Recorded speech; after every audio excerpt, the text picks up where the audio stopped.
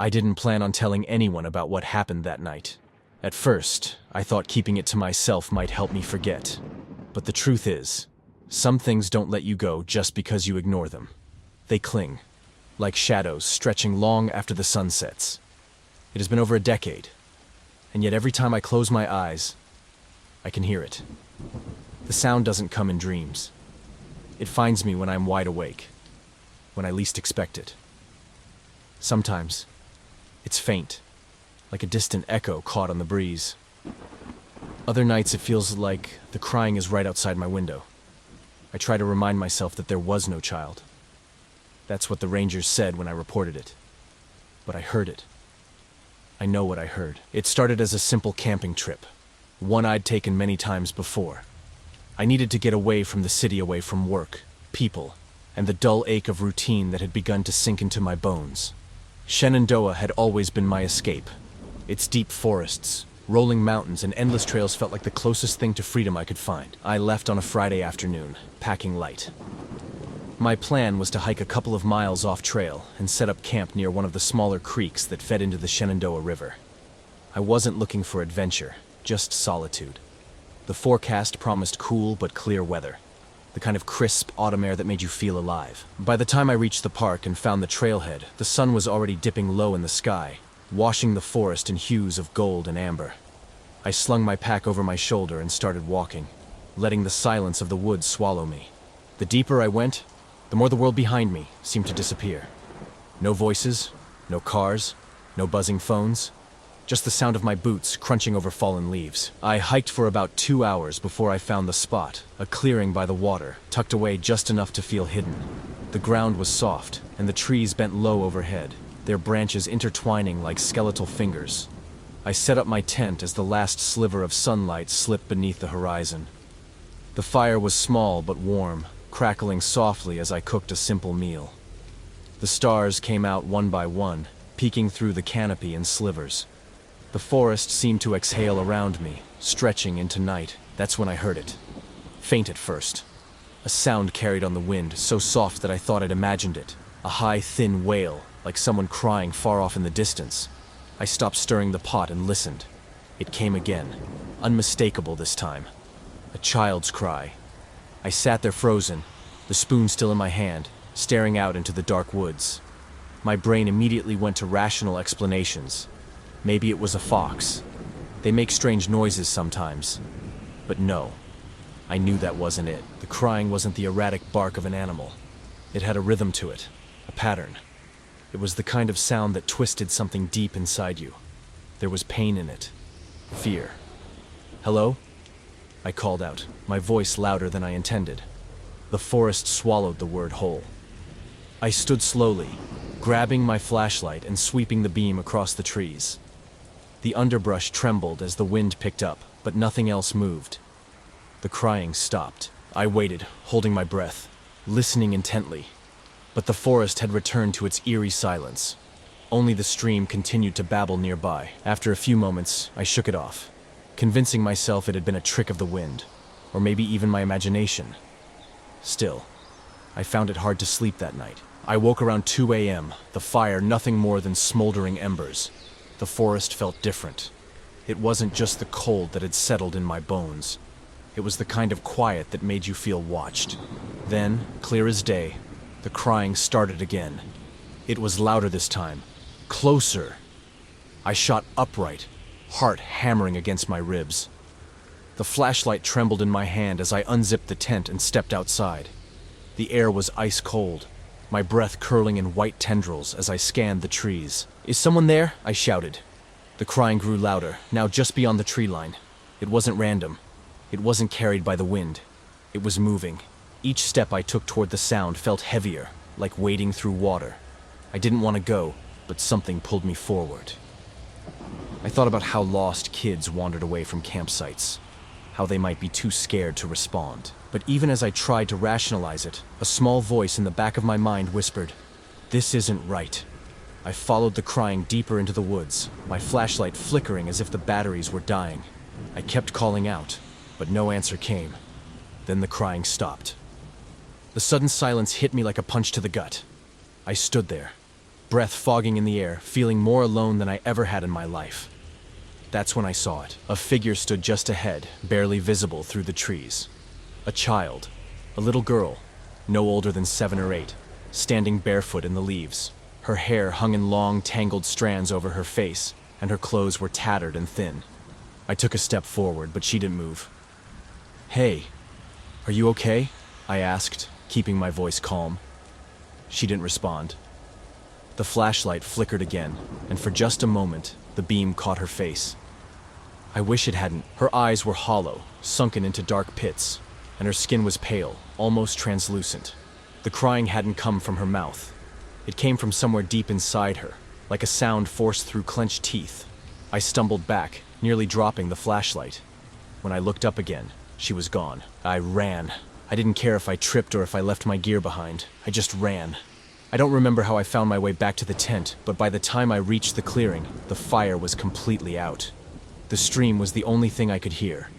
I spent the rest of the night inside the tent, huddled in my sleeping bag, waiting for the sun to rise. Every small noise made me flinch. When morning finally came, I packed up without eating or drinking. I hiked back to my car as fast as I could, glancing over my shoulder the entire way. I reported the incident to the park rangers. They listened, nodding politely, but I could see it in their eyes. They didn't believe me. "No missing children," one of them said, scanning his clipboard. Not for months now.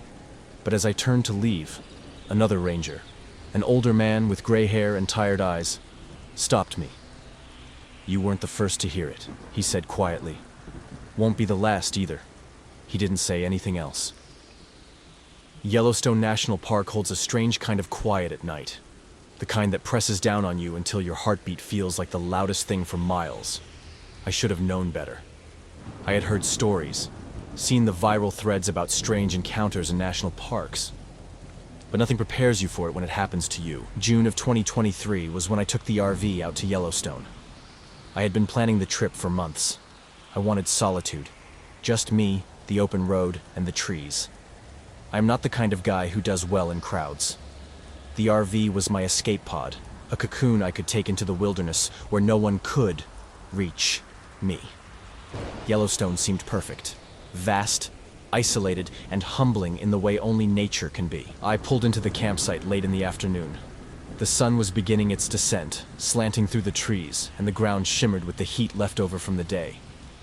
I chose a spot right at the edge of the campground, where the forest bled into open space. I liked the view. Nothing but pines and distant mountains, a small stream barely visible through the brush. There were other campers, but not many. Most people seemed to stick closer to the center of the site. I wanted to be on the outskirts. Alone, setting up the RV was routine. I unfolded my chair by the fire pit and started stacking logs. As the sun dipped lower, the other campers' fires began to pop up like scattered stars across the field. Their laughter and conversations drifted faintly on the wind. A reminder that, even in isolation, people still lingered nearby.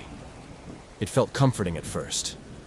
I had been staring at the flames for an hour when I saw him. Across the clearing, maybe 70 yards away, just beyond the last RV, there was another fire. The camper sat in one of those collapsible chairs, the kind that sink when you sit down. His fire was smaller than mine, barely aglow. I could barely see him. Just a silhouette hunched forward slightly, arms resting on his knees, his face hidden. I remember feeling strange about it right away. Something was off. The others at the campground laughed, cooked, and moved around. But he didn't.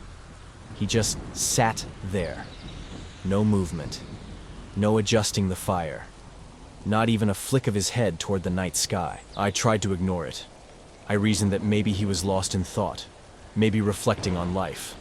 But the longer I watched, the heavier the air seemed to grow. It wasn't until my fire started to burn down that I realized he was still there. Same position. Same exact stillness. I kept glancing over as I doused my flames and retreated inside the RV. The blinds came down fast, and I locked the door behind me. But sleep didn't come easy. I lay there, in the cramped bed, listening to the faint crackle of his fire through the window. At some point, I must have drifted off. I woke up suddenly at 2:13 a.m. I know because I checked the clock the second I opened my eyes. The RV was colder than it should have been. I shivered, pulling the blanket tighter around me, but something felt wrong. You know that primal feeling? That sense of being watched? It hit me hard. I lay there, holding my breath, listening to the kind of silence that feels too thick. And then I heard it. Tap. Tap. Tap. 3 soft knocks on the side of the RV. I didn't move. My body locked up completely. My mind tried to rationalize it. Wind. A branch. But deep down, I knew better. The knocks came again. Slower this time. Tap. Tap. Tap. I slid out of bed as quietly as I could, knife in hand, and tiptoed to the small window by the door. I hesitated. I didn't want to look, but curiosity pulled me forward. I pressed my fingers against the blinds and lifted them just enough to peer through the gap. The fire across the clearing was gone, but he wasn't. He stood right outside my RV, maybe 15 feet away, partially obscured by shadows. I couldn't see his face, only the shape of his head, tilted slightly, like he was listening. I dropped the blinds instantly and stepped back. My heart pounded so hard I thought I might pass out. I gripped the knife, standing there in the dark, sweat trickling down my spine. I must have stood there for over an hour, not moving, not breathing, until finally exhaustion took over, and I slid back into bed without turning my back to the door. Morning came slow. I stepped outside, coffee trembling in my hand, trying to shake the icy weight from my chest. The campground felt different in daylight, peaceful almost. I forced myself to walk toward where his fire had been. Nothing. No ashes. No footprints. Just undisturbed dirt and pine needles. But there was something else. Resting on the seat of his empty chair was a photograph. I picked it up with shaking fingers. The edges were curled, weathered by time. In the center was an old RV, identical to mine, parked right where I had set up the night before.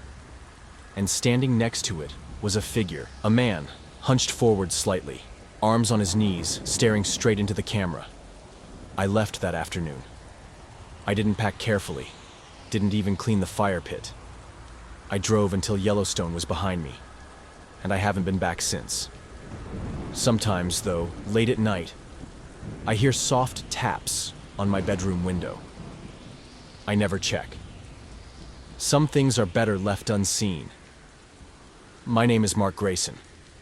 I was 26 when it happened, but even now, more than 3 decades later, I can still feel the chill of that night in my bones. There are some things you experience that never leave you. This is one of them. In the summer of 1989, I was part of a small group that hiked the Adirondack Mountains every year. It was tradition. 4 of us, longtime friends, escaping the city for a week under the stars. That year, it was me, Danny, Rob, and Chris. We had been doing these trips since high school, but something about this one still haunts me. We arrived on a Thursday afternoon, the kind of warm July day where the air hums with the sound of insects and the sun filters lazily through the trees. The drive up was smooth, uneventful, the kind of trip that feels forgettable. But by nightfall, that changed. We set up camp near Heart Lake, a spot we had camped at once before. There was something peaceful about it. Thick woods surrounding the clearing, and the distant sound of water brushing against the shore. By the time the tent was pitched and the fire was lit, the sun had dipped below the horizon, leaving behind only the silhouettes of the trees against the bruised sky. Rob was the first to notice it. "You smell that?" he asked, poking at the fire with a stick. I lifted my head, inhaling. Smoke. Faint, but distinct. "It's just our fire," Danny said, yawning as he stretched out on his sleeping bag. "No." Rob shook his head.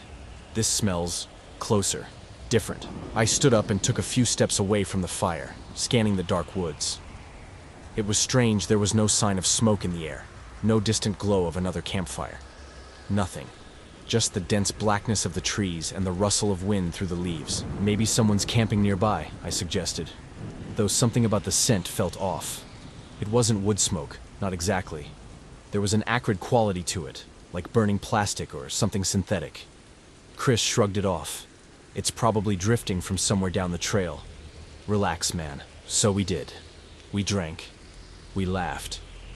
By midnight, we had all crawled into our tents, the fire reduced to glowing embers. I woke to the sound of crackling. For a moment, I thought it was just the fire dying down outside. But as I sat up, the hair on the back of my neck rose. The crackling wasn't coming from the campfire. It was deeper, from beyond the trees. I nudged Rob awake, whispering, "Do you hear that?" He groaned, rubbing his eyes. But as he sat up, he froze. The sound wasn't faint. It was louder now, clearer, like a roaring fire consuming wood at a distance that felt too close. Danny stirred, poking his head out of the tent. "What the hell, guys?" But as soon as he heard it, he stopped talking. We all listened. The sound was unmistakable. Fire. Yet, as we stepped out into the clearing, there was nothing. The air smelled thick with smoke, burning so strongly it made my throat itch. But no matter how much we searched, there was no glow, no embers, no light flickering through the trees. Chris grabbed a flashlight, scanning the woods. "I don't get it. It sounds like it's right there." He pointed towards the lake. We followed him, the crunch of twigs beneath our boots the only sound besides that invisible fire. The closer we got to the lake, the louder it grew. That's when Danny stopped walking. "Guys," he said quietly, his voice trembling. "Look at the water." I followed his gaze.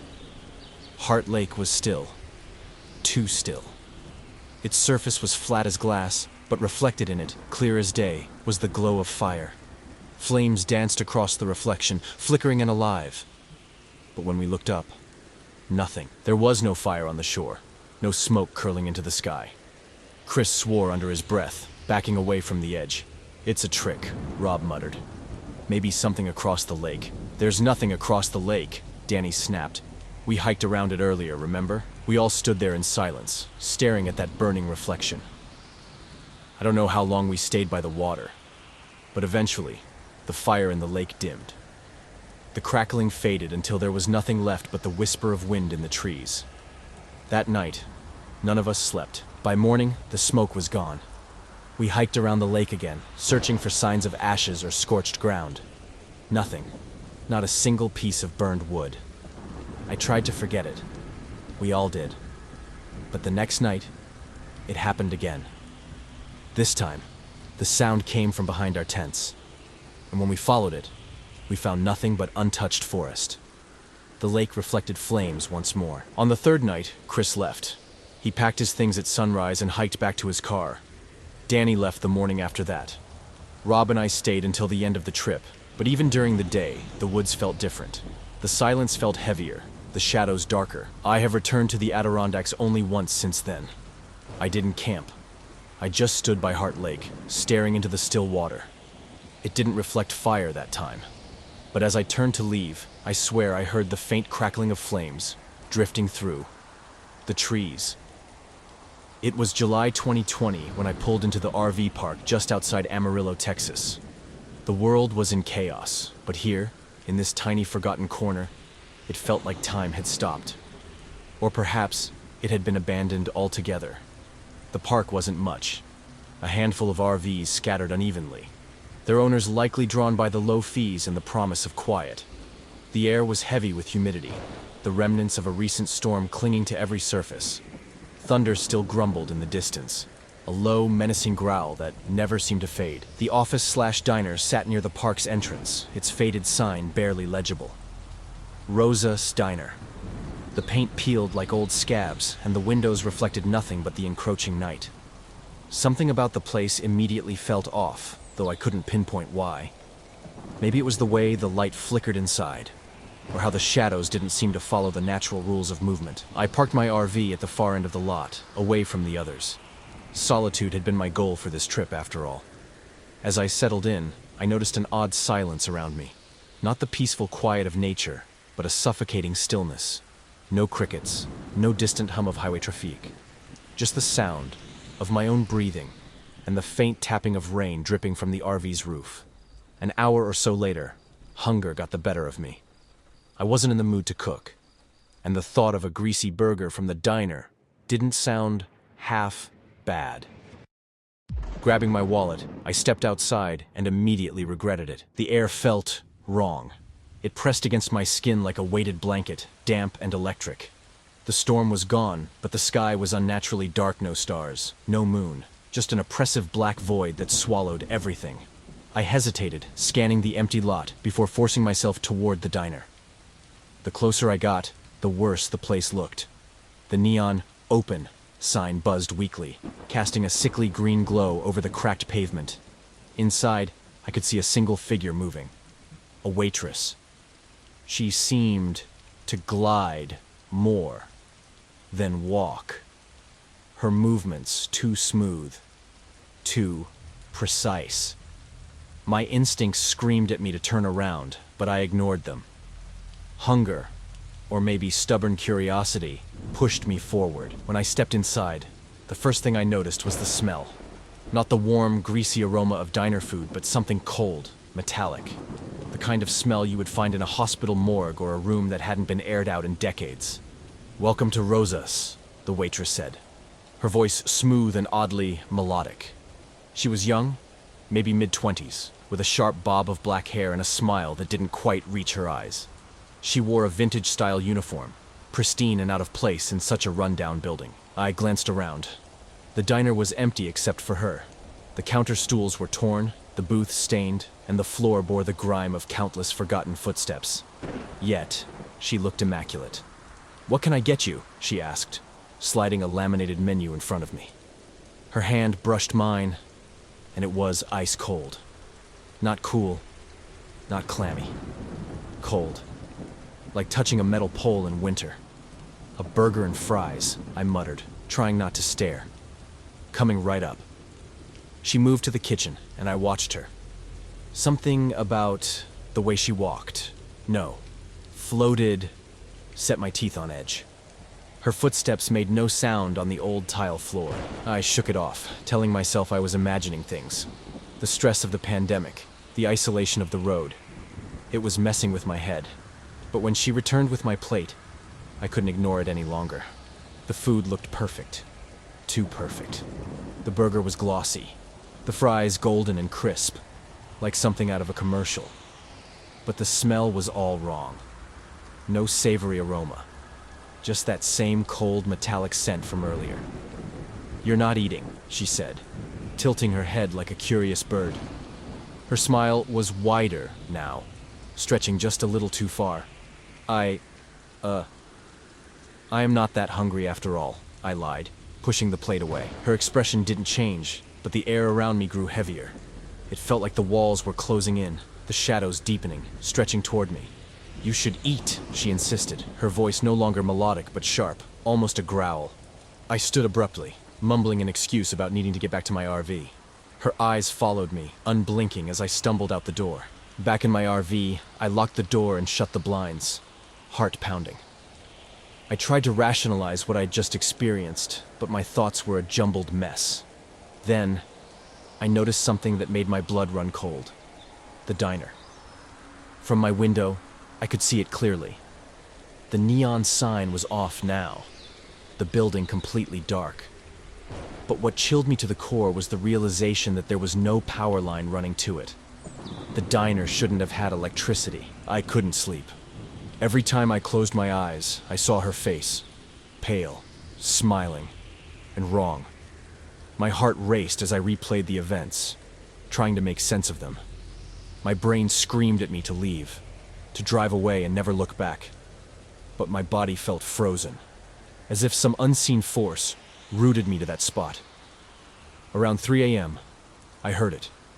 A faint tapping on the RV door. I shot up in bed, my throat dry and my skin damp with sweat. At first, I thought it might be the wind or a stray branch, but the sound was too deliberate. Tap, tap, tap. A rhythm, slow and steady. For a moment, I didn't move. I couldn't. The silence outside was absolute, swallowing everything except that infernal tapping. Gathering my courage, I crept to the door, careful not to make a sound. My hands trembled as I peeked through the small window. No one was there. The lot was empty. the shadows of the other RVs stretching unnaturally long under a light that didn't seem to have a source. I let out a shaky breath and backed away, telling myself it was just my imagination. But as I turned, my blood turned to ice. The tapping started again. This time, on the side window. I whipped around, and for the briefest moment I saw her, the waitress. Standing just outside, her face pressed against the glass, her lips stretched into that grotesque smile. Her eyes were wrong, glassy and lifeless, yet locked onto mine. I stumbled back, knocking over a chair. By the time I looked again, she was gone. Panic surged through me. I grabbed my keys, ready to start the engine and get the hell out of there. But when I opened the blinds to check outside again, my heart nearly stopped. The diner was lit up, bright, garish neon spilling into the night like a beacon. The windows glowed with an eerie, pulsating light, and inside I could see movement. Shadows, dozens of them, shifting and writhing like a mass of bodies crammed together. I blinked, and the shadows were gone. The diner looked empty again, but the light remained, cold and unwavering. I couldn't stay. Grabbing my keys, I flung open the door and bolted for the driver's seat. The engine sputtered to life, and I slammed my foot on the gas, peeling out of the lot so fast I nearly lost control. The road stretched ahead, endless and dark. My hands gripped the wheel so tightly they ached. I kept glancing in the rearview mirror, expecting to see her face. But all I saw was the diner, its glowing sign shrinking into the distance. Or so I thought. After what felt like an hour of driving, I saw it again. Rosa's Diner. The same flickering neon sign, the same dilapidated building, sitting just off the road like it had been waiting for me. No, I whispered, my voice trembling. No, no, no. I hit the gas harder, speeding past it. But my stomach dropped when, 5 minutes later, it appeared again. It didn't make sense. I hadn't turned around. The road was straight and unbroken, yet there it was. The third time I saw it, I slammed on the brakes and skidded to a stop. The RV shuddered, the engine wheezing as I sat there, staring at the diner. My breath came in short, shallow gasps. The air inside the RV felt thick, suffocating. Then I saw her. The waitress stood in the middle of the road, her figure illuminated by my headlights. She wasn't smiling anymore. Her face was twisted in a grotesque mask of rage. Her eyes black pits that seemed to pull the light from the world around her. I couldn't move. Her mouth opened, impossibly wide, as if she were screaming, but no sound came out. Instead, the air seemed to vibrate, a low hum that grew louder and louder until it felt like my skull would split open. I slammed the RV into reverse, tires screeching as I backed away. But as I looked behind me, I realized it didn't matter. The diner was there too, surrounded. No matter which direction I turned, there it was. Rosa's Diner, glowing and eternal, a nightmare made real. The shadows in the windows moved again, pressing against the glass like they were trying to escape, or trying to get to me. The hum grew louder, deafening now, and I felt something cold and sharp brush against my neck. I whipped around, but the RV was empty, or so I thought, until I saw the condensation forming on the inside of the windows. Words. Stay for dinner. I don't remember much after that. I must have blacked out because the next thing I knew, I was waking up in my RV parked on the side of a highway. The sun was rising, and the diner was gone. At least I thought it was. When I looked at my hands, they were stained with grease and something darker. Blood. And on the passenger seat was a plate, a burger and fries. The smell was cold and metallic. I stared at the plate for what felt like hours. The burger looked wrong, too perfect, like a prop from a staged photograph. The fries were cold, congealed in a shiny layer of grease. But the worst part was the blood. It pooled under the plate, sticky and vibrant, dripping slowly onto the seat beneath it. My stomach churned. I threw the door open and stumbled out of the RV, gasping for air. The highway stretched empty in both directions, nothing but asphalt and barren plains. The diner was gone, but its presence lingered, pressing down on me like an invisible weight. I tried to piece together what had happened. Had I imagined it? A hallucination? A nightmare that somehow bled into reality? But the blood on my hands and the plate in the RV told a different story. I needed to get out of there. The RV sputtered reluctantly to life, and I drove, aimless and frantic, until I saw the first sign of civilization. A gas station. I pulled in, my hands shaking as I stumbled inside. The clerk, a middle-aged man with a cigarette dangling from his lips, glanced up from his magazine.